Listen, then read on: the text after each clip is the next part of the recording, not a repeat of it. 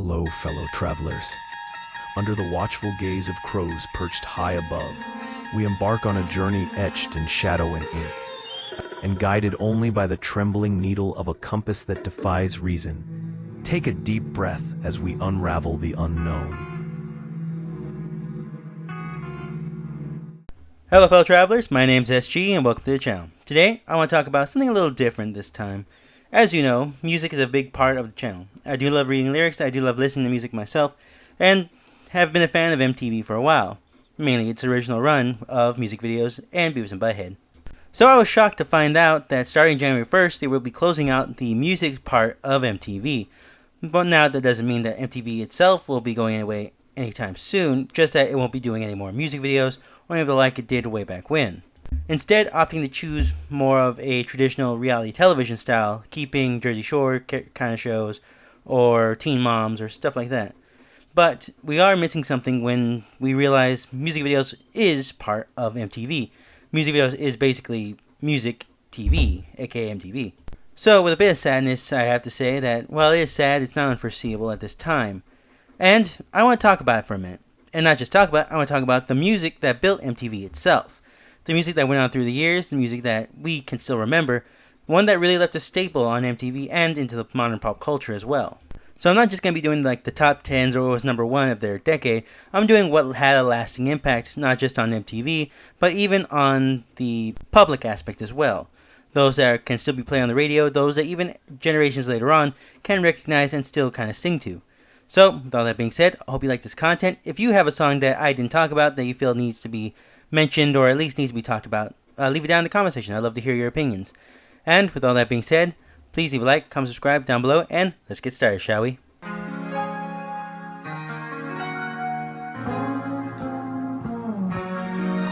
Now, when we talk about MTV or its top songs, we have to talk about the Buggles' Video Killed the Radio Star. That was the original or first video to ever premiere on MTV, and rightly so. This depicted an era where we were changing. Suddenly, radio wasn't where everything was at. Suddenly, TV came along. Suddenly, we had images and videos along the way.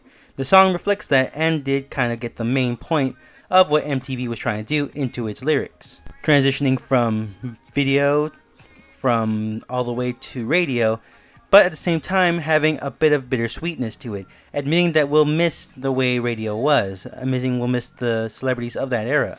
While it's not a triumphant anthem, it's a bittersweet tune that does kind of have this mix of hopefulness for the future and at the same time giving respects to what came before, aka radio.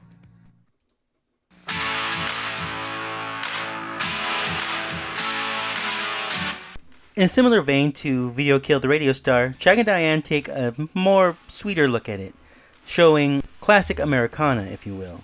Showing Jack, a football star, and Diane, his high school sweetheart, enjoying each other's company in the most wholesome sense you can think of. Mainly about living in a small town life in America, and dreams of moving on to the big city, depicts Jack and Diane talking about their future and what it could hold for them. The original aim for the song, by John Mellencamp, was to write about something relatable that everybody can experience.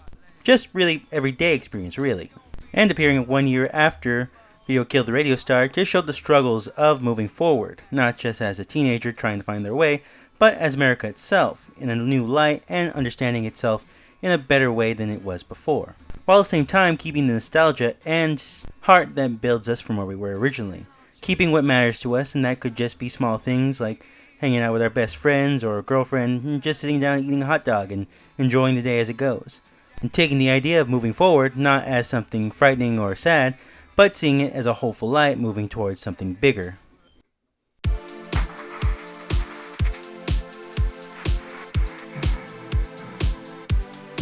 Coming in the same year as Jack and Diane, just a few months later in 1982, came Billy Idol's White Wedding. At this point, MTV was still trying to find where it stood in its genre, and ultimately ended up finding a mix of it all. But one artist stood out amongst them in this era, that being Billy Idol. With his mix of glam rock, punk rock, new wave, and not really a style that you can pin down, he made his way to the top of the charts and one of the more recognizable artists on MTV. With White Wedding being his premiere song, here in America at least, and an artistic and different viewed music video that came along with it, White Wedding came with a gothic style that was not seen at the time, and really paved way for rock music as a whole to come towards it, showing that there was in fact an audience for it, and would later on influence different artists involved in the same style, making the name White Wedding having two meanings, making this a fresh new face and start for both Billy Idol and of course MTV as we went down the line. And even today you can still have people on the radio listen to White Wedding, and it's still the same as it was back then. Still entertaining, still fun to listen to, and still has that memorable moments that we all remember, that we all care for. Coming in 1 year after Billy Idol's White Wedding came Michael Jackson's Thriller. Now, Michael Jackson's had success on this channel before, considering that he's done both Billie Jean and Beat It, but Thriller was something different, lasting about 14 minutes long, almost considering itself a short film, with a narration at the end by Vincent Price himself. Thriller was funded by MTV to a T, costing almost $1 million in the television station's budget, but was in fact the most played video on MTV for almost 3 years, mainly believed because MTV was trying to get their money back for as much as they spent for it. But Thriller showed an experimental side of Michael Jackson and of MTV, showing that it can be playful but at the same time have a meaning and deeper thought to it, experiencing what it's like for a young teenager to see a horror movie and kind of having their imagination just run wild with them.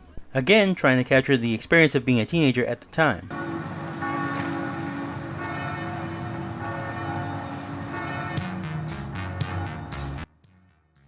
Coming in 1984 was Madonna's Like a Virgin. While this wasn't her first video ever done, this was one of her most popular, and the first to appear on MTV.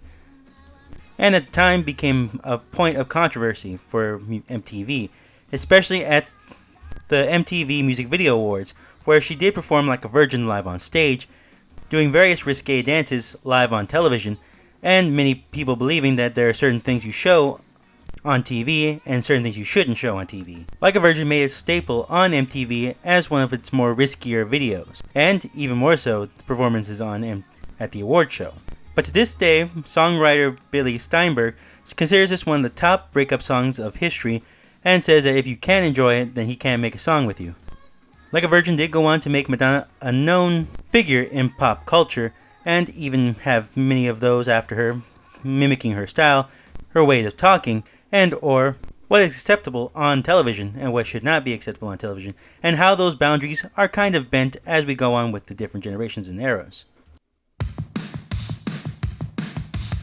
In 1985, Aha's Take On Me premiered with a massive success, not just for the song, which did have its own records, but for the music video being a new and dynamic way of looking at it. Adding rotoscope to the animated music video gave it a different flair and a different appeal that many people have not seen at that time. Giving a surreal pencil sketch animation made it different and more synonymous with MTV, giving it the depiction of a comic strip you find in a newspaper rather than an actual music video or cartoon. This would become one of MTV's most viewed music video in history, mainly because of the animation and of course the music as well. Take On Me would go on to win 6 MTV Music Video Awards in 1986. For Best New Artist in a Video and Most Experimental Video as well. But in 2017, in MTV's Unplugged, they did perform an acoustic version of Take On Me, giving a new vibe, a more mature tone, and allowing it to have the lyrics speak for it rather than anything else. Again, just showing how long the popularity for the song lasted, way beyond its original premiere. In 1991, Nirvana released their first album, Nevermind, and several months after that, they released their first music video, Smells Like Teen Spirit. Now, for a lot of people, this was their introduction to the world of grunge music, and for the most part was well received, especially by a younger audience. So much so that the music video did contribute to the sales of the first album, skyrocketing it to heights that have not been seen in a grunge band for at that time. This was our first introduction to Kurt Cobain, Dave Grohl, Chris Novoselic, Pat Smear, and Chad Channing, bringing in a whole new generation of 90s kids that would be welcomed into the grunge philosophy and style. MTV has contributed Nirvana's appearance or sudden rise to fame in changing the face of MTV for that era, giving it a new style, a new look, and a new feel that we haven't seen since then. Allowing, in their words, a chaotic, angsty, and energy-filled kind of vortex that can only be found in the late 90s, or should I say early 90s really.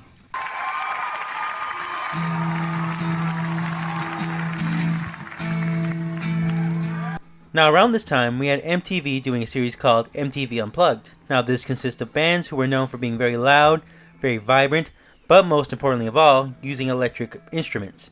Now this series consists of those same bands unplugging and using acoustic instruments instead, performing a song of their choice or what was ever popular at the time, but completely with acoustic instruments, such as an acoustic guitar, an acoustic drum, so on and so forth. Some were hits, some were missed. That was the whole appeal of the show itself. But when you talk MTV Unplugged, you have to talk about Pearl Jam's Black, Acoustic Edition. The original version of Black was released in 1991 in the album 10, but was performed on MTV Unplugged in 1992, March 16th.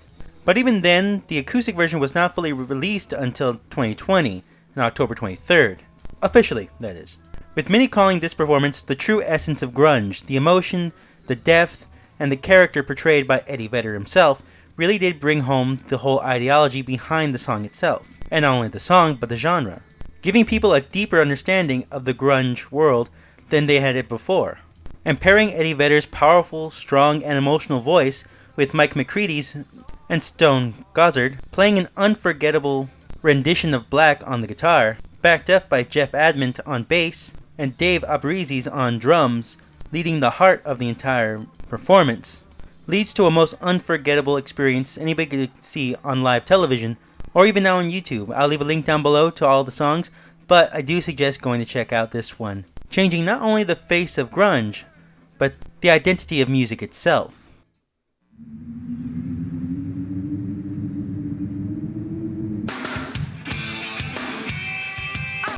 Another band that became iconic for MTV around the age of the grunge era, which added a lighter tone to it but with the same symbolic meanings, was Red Hot Chili Peppers' Give It Away.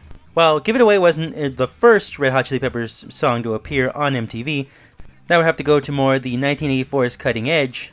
Give It Away was considered the Red Hot Chili Peppers' breakthrough video in 1992. In fact, many contribute the look of the original video to how they would be perceived later on down the line.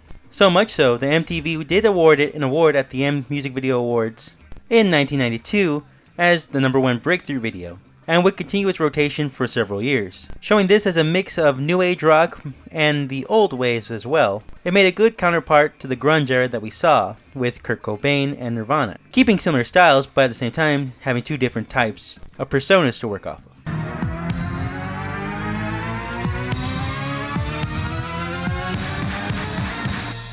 Now, during the late 1990s, between 1995 to the 2000s, we did see a rise in pop music become more of a feature in MTV. But some have rivaled that of the Backstreet Boys' Everybody. While the Backstreet Boys did have a feud with NSYNC, constantly going back and forth with the MTV polls, Everybody did seem to be the one everybody landed on. Featuring the Backstreet Boys in zombie/monster costumes, it gripped the imagination in a similar style that Thriller did, but to a lesser extent. Still though, MTV considered it a huge hit on MTV, especially for its iconic music, and then would allow it to be performed on the 1998 MTV Music Video Awards, and would stay in rotation in their main playlist into the mid-2000s. And while Everybody from the Backstreet Boys was already popular, its appearance on MTV in the music video format was what took it over the top, just as any of the other songs, and made this the dawn of the boy band era that we would see later on in the future, showing that MTV was having a market for it, and that people wanted to see more. Some may argue it wasn't the first, and some might argue it certainly wasn't the last, but you can't argue that it definitely was the most notable one of its time. Now that just about covers from the 80s to 90s, but I don't think there's anything I'm missing.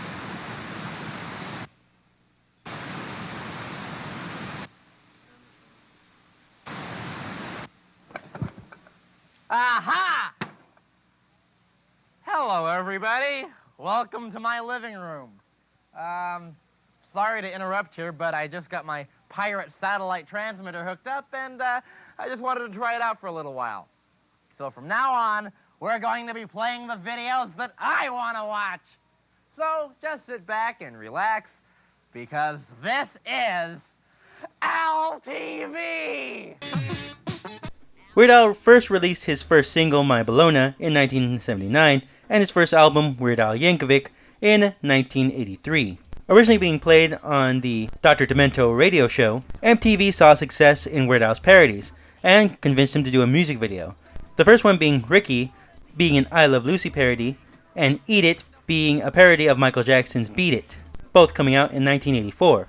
The popularity was so high that they allowed him to do several more music videos in that span of time. And not only that, he became a lead in his own block, called Al TV. Al TV would last about 1984 to 2006. There he would introduce music videos along the way, but also give fake interviews to celebrities, making him one of the first and longest lasting hosts on MTV, even lasting almost as far as they got to reality television programming. MTV loved Weird Al's constant stream of music videos, songs, and the like, and felt that he matched their style and overall sensibilities. This was even the beginning of the era of him doing medleys, a combination of all the popular musics of the time to a polka rhythm, which would become a lasting staple for Weird Al to this very day. Alright, with all that being said, I hope you guys enjoyed this video. Please have a like, comment, subscribe down below, and leave in the comment section what songs or what certain features of MTV do you remember. Or if you think it's still going good, let me know in the comment section. I'd love to hear your opinions. These are just a list of popular or well-known music videos that have been, throughout MTV's history, a constant thing. And I do think that it is worth mentioning and worth talking about, that we remember them for what it was. Because even though MTV is switching over to more reality television and just cutting out music videos altogether, I think that it's a loss overall. And when you think about it, it is a product of a bygone era, if you will. So, as I said before, thanks again for watching. Please leave a like, comment, subscribe, and I'll see you guys next time. Have a great one, and see you later. Whoa, I think I just figured something out, Beavis. What? This sucks. Yeah, it really sucks. This sucks more than anything that has ever sucked before.